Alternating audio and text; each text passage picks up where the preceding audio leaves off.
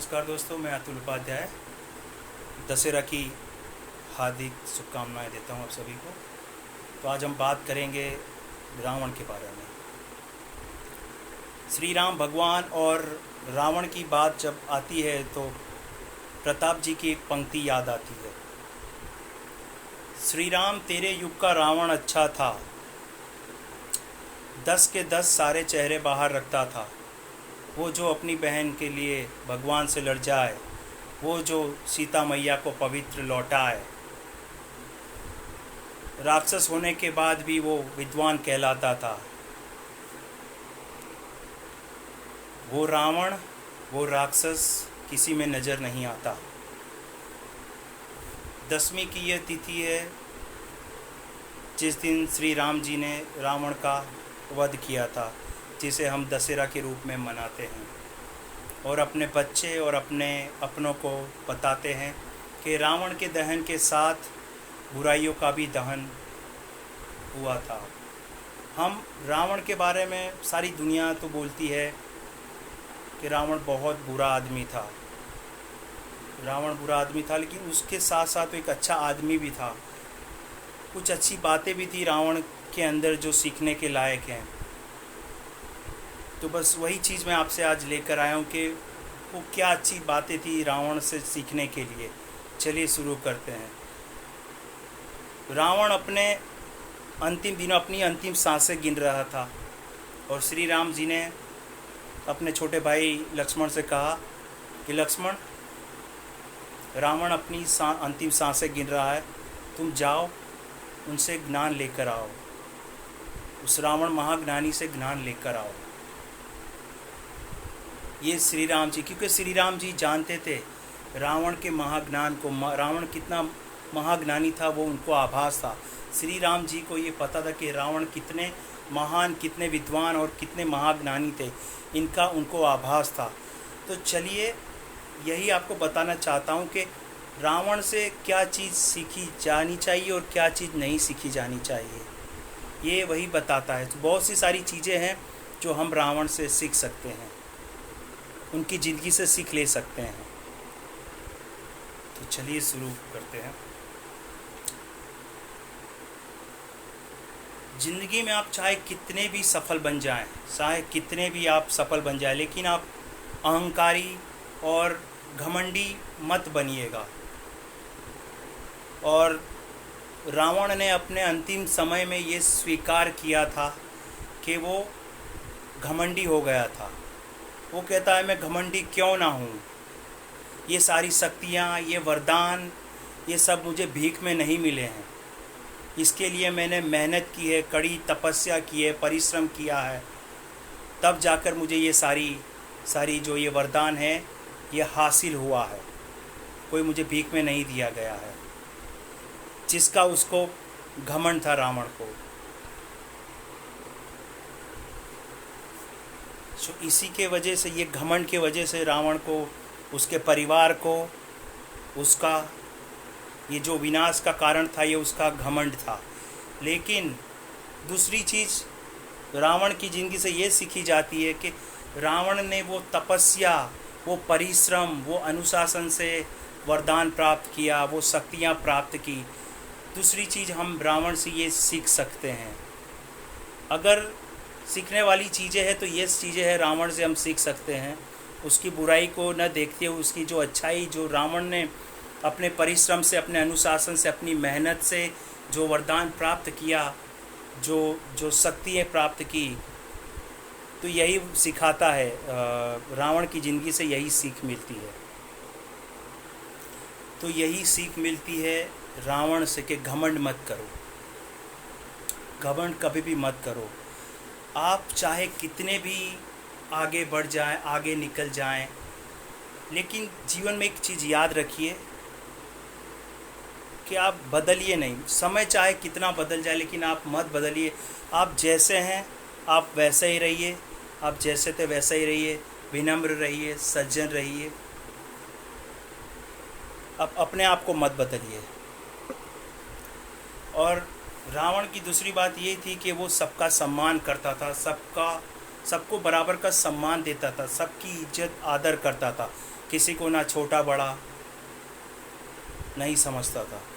तो हमें भी किसी को छोटा नहीं समझना चाहिए, सभी का सम्मान, सभी की इज्जत करनी चाहिए, चाहे वो कुछ भी हो, छोटा हो। हर एक इंसान का अपना एक स्वाभिमान होता है। तो मैं तो सभी से विनती करूँगा कि कृपया आप किसी को एहसास ना होने दिए, उसके छोटेपन का उसे एहसास मत करवाइए। चाहे वो रोड पर रहता हो, चाहे कोई भी हो, चाहे छोटा आदमी हो, कोई भी हो, आप उसे एहसास मत करवाइए वो छोटा है। सबका सम्मान करिए, क्योंकि चाहे वो रोड पे भी रहता है ना, तो भी उसका एक अपना आत्मसम्मान है, वो एक इज्जत है। तो मैं आपसे विनती करता हूँ कि कभी भी किसी भी को इस तरह से अपमानित मत करिए, आपसे मेरी विनती है। और रावण ने अपने अंतिम समय में तीसरी बात कही थी, शुभस्य शीघ्रम। इसका अर्थात ये है कि जो भी तुम्हारे दिमाग में अच्छा काम आता हो, अच्छा काम करने की इच्छा होती हो, अच्छा काम करने का सोच रहे हो, आप उसे कर डालिए। जिसी पल आपके दिमाग में अच्छे कार्य करने का सोच आता है, आप उसे कर दीजिए, उसे टालिए मत।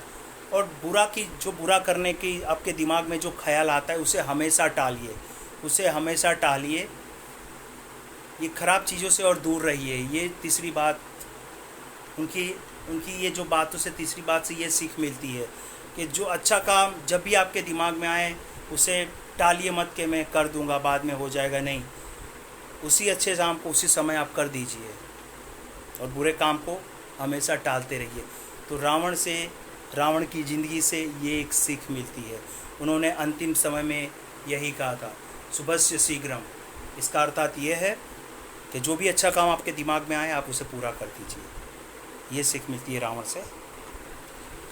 और जब रावण का अंत समय आया, तो उसके एक एक साथी दुनिया छोड़ कर जा रहे थे। लेकिन उस नेगेटिव माहौल में भी रावण ने एक पॉजिटिविटी ढूंढ ली। तो देखिए रावण की ज़िंदगी से क्या सीख मिलती है।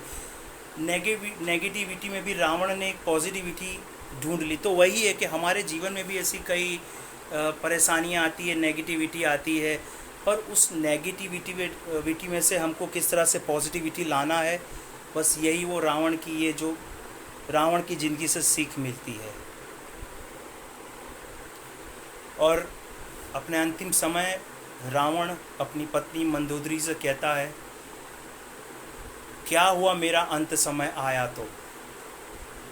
वो मंदोदरी से कहता है, मुझको तो पता था कि मेरा अंत होने वाला है, मैं जानता था।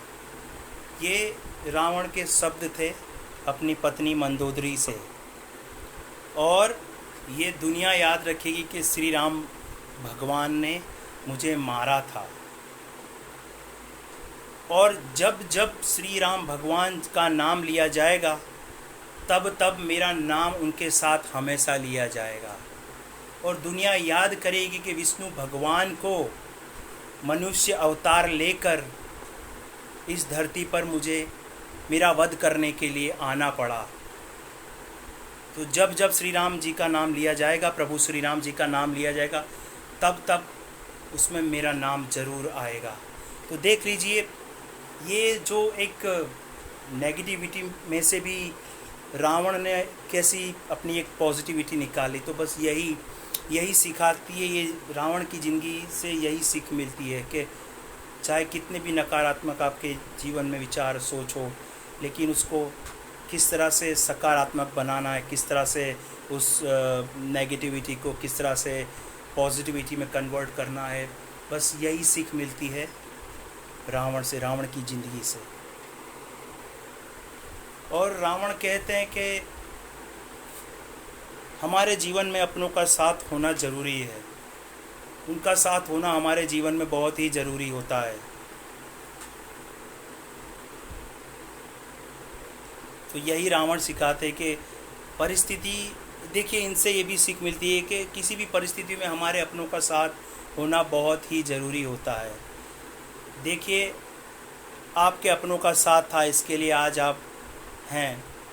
और मेरा खुद का अपना भाई रावण ने लक्ष्मण से कहा, जब वो सुनने के लिए, जब श्री राम जी ने उन्हें कहा कि लक्ष्मण जाओ तुम रावण महाविद्वान ज्ञानी से ज्ञान लेकर आओ, तब रावण ने लक्ष्मण से कहा कि मेरा खुद का भाई विभीषण, जिसने आपको बता दिया कि मेरे नाभि पे मारने से मैं मर जाऊंगा, मेरा खुद का भाई।